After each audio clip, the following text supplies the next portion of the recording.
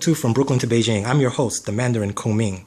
And the mission of this channel is to inform the audience about controversial current geopolitical events in China from an African American point of view. Today we have a guest in my office, Amy Lee. Amy Lee, please introduce yourself. Today we're going to be talking about the UNIQLO Sex Tape. Amy, introduce yourself. Hello, everyone. My name is Amy, and I lived in Beijing for almost 10 years, and I worked for financial industry, and I'm very happy to be interviewed today. Okay, so have you heard about this UNIQLO Sex Tape? Yes. Yesterday, it's almost cover all the top topics of the social media in China. Have you seen the sex tape? I mean, I don't want to, embarrass you or anything like that. But have you seen the sex tape? I tried to watch it, but I cannot find it, and it seems it was blocked when I recognized or when I noticed such hot topic. Okay. How did you hear about it? From my friends, or we have a social network, WeChat. And what is WeChat? WeChat is a social network software, or we can say maybe it's like Twitter in America. Oh, okay. All right. And what are they saying about this sex tape, this UNIQLO sex tape? Did you put your 2 cents into the chat, or were you just listening to what other people were saying? What are other people saying about it? In the morning, I think this video came out at night, the day before yesterday. Mm-hmm. But I noticed, or came into my eyes. It's in the morning of yesterday. Mm-hmm. I saw some of my friends posted an article about that. At the very beginning, it was that it's a kind of advertisement plot. Mm-hmm. It's fake, and it's produced by the company. So that is what the impression to me. Actually, I didn't have a chance to watch it. Okay.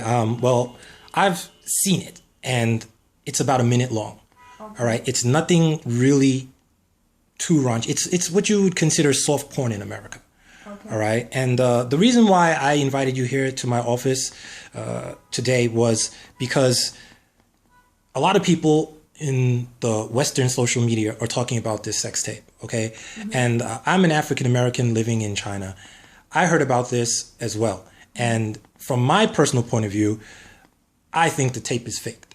All right. I've been in China for 10 years, and I have seen many of these advertising ploys to get attention. Okay. This is not the first time. But the reason why I brought you here today is I want people in the Western media, I want people also in the Western, in our Western, chat rooms, in our Western social media platforms, or on our social media platforms.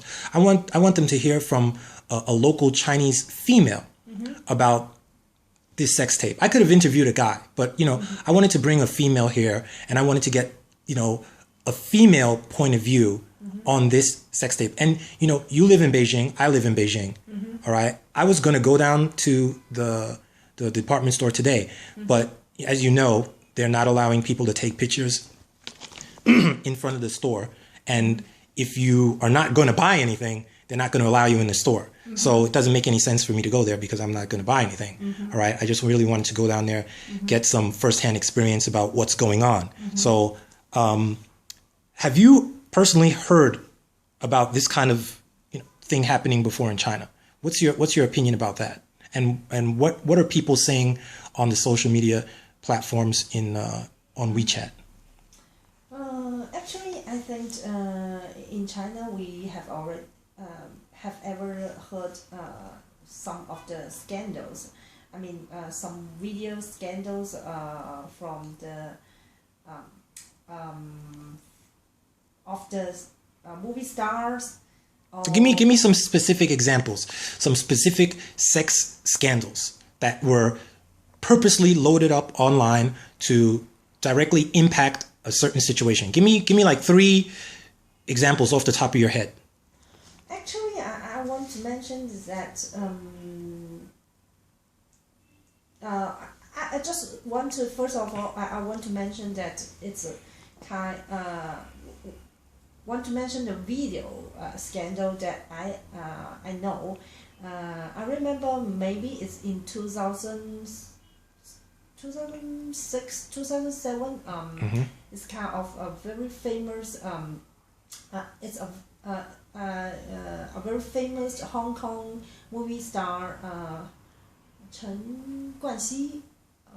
I'm not sure whether you know. Tell me. Let me see if I can recall. He had sex with a lot of female movie stars in Hong Kong. And okay, and he went to get his computer fixed, and yeah, he I heard of it. wanted to get his computer fixed, and all these videotapes were released to the public. Oh, okay. His English name is Edson Tian. Okay. Yes. All right. He starred in one of the Batman movies. Okay, yes. I know who you're talking about. This is a very famous scandal in China, and this gather a lot of people's attention at that time, and it was a hot topic for almost several months. And the other thing I remember, maybe it's last year. It's about some sexy scandal of some Chinese officers, Chongqing, working for Chongqing municipal government. So what was that about? Let me see if I recall that. I'm not sure if I heard about that one. Maybe it's about 10 officers, sexy video. I didn't. To be honest, I didn't watch it and I didn't know, but I think it's kind of Purposely released on purpose. Yeah, released on purpose. Okay. Because I guess it's allowed by the government, because the government wanted to sentence those officers. Okay. All right, so this was purposely released for a specific impact. Yes. All right. Yes. All right, to make a specific point of view. Yes. Or in that case. All right, have you ever heard of any kind of videos being released as a marketing strategy or a marketing ploy to probably help increase sales or revenue? Actually, if you ask me whether it's some exactly example or case, I didn't recall right now, but I believe that there must be some of this kind of marketing strategy. Okay, and I have a question. You said your background is in finance, so you're a financial expert, and that's the reason why I brought you here today to interview you. Tell me a little bit about your training